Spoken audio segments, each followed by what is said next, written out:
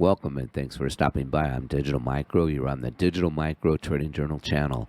Day trading for an ROI payout. It's just my trade journal. Rule-based price action trading.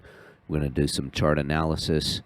Daily affirmation. I see it and understand.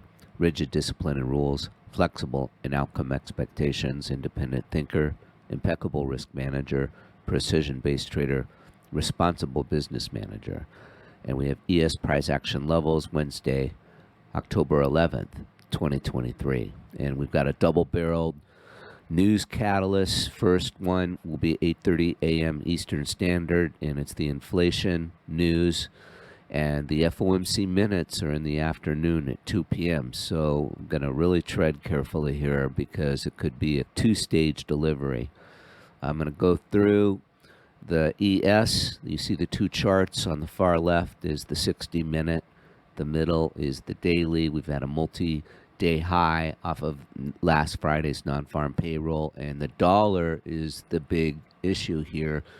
We breached recently in Globex a sell-side liquidity level, and I've got that outlined here in this yellow circle. So I'm going to really watch this one on the dollar, because if we bounce off this line and go higher, then that could be real important for the ES indices on going any higher with the news catalyst. But again, big news events, no predictions, just going to read price charts. So let's go to the next chart.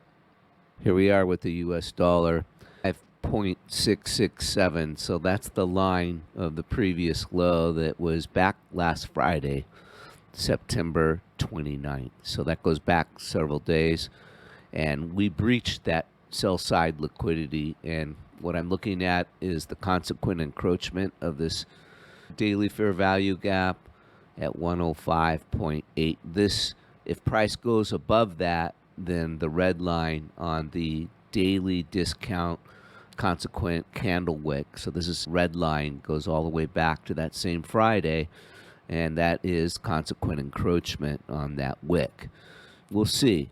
Dollar needs to do a lot here. We've been in a steep decline for the last several days.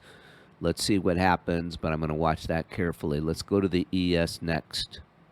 This is one of the charts that I use when I get air above this blue line, which is the 9 EMA. And this is the first time price has had an air gap above the 9 EMA since last August. And I'm definitely not looking at the same market in October as I was last August, so causing me not to be bullish, even though we've had several days of green. This blue line, 9 EMA, 43 D8, let's just call it. The 18 EMA in red is 43.74. So again, I could see price going down at least here to the 70s, if not the 60s, mid 60s.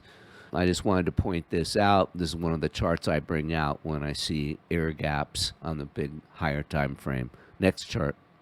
This is the 24-hour ES. So what I'm really looking at here, first of all, on this multi-day up trend that we're in, is this gray box. So this gray box is the new week open gap for the week here, and you can see price is elevated above it. I'm very concerned about if we don't go back and retrace that by Friday, but the high of that level is 43.45. The low of the new week open gap low comes in at 40.15, and yeah, I see that as a possibility. Now right here is a tan fair value gap daily, and this right here again has not really been violated on the downside. So we had buy side upside with sell-side inefficiency, and the top of that fair value gap is 43.66, and the bottom of it is 43.5825. And then, of course, we have the previous day's RTH open at 43.76, and then if I go on expand the levels here, the high for yesterday was 43.18.5. That was a lunch high, and the PM high was lower at 44. So 44.18.75 lunch high, 404 PM high. And the London raid we just completed at 4,400 on that high. What I've got below here is a 1 hour fair value gap, the top of that gap being 43.9825, consequent encroachment coming in at 43.90, and the low being 43.82.50. So if I had to say my intra-session target possibility on the downside would probably be this 43.82.25.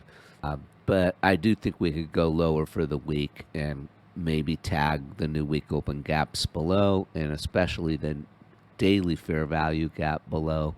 But with the news event, I want to play it safe. So again, that's definitely a possibility on that low 43.82.75 target. Let's go to a lower time frame on the ES next chart. 15-minute benchmark ES. Nothing really new here. I've already pointed out the levels, the red line, prior day lunch high, the blue line, PM high, London rate high. What I really am looking at, though, is on this 15-minute is how these consolidation ranges are really extended here. So this is all of Globex, and then you go to prior day before we had that big spike in the AM. We had an extended point of consolidation. So to me, this looks more like a purge type activity, not necessarily a vote of confidence. We'll see.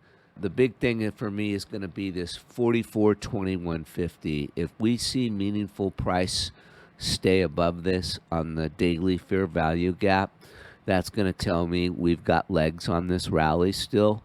So that is my high, 44.2175. I'm going to watch that marker, and that is just above the high of the previous day at 44.1875.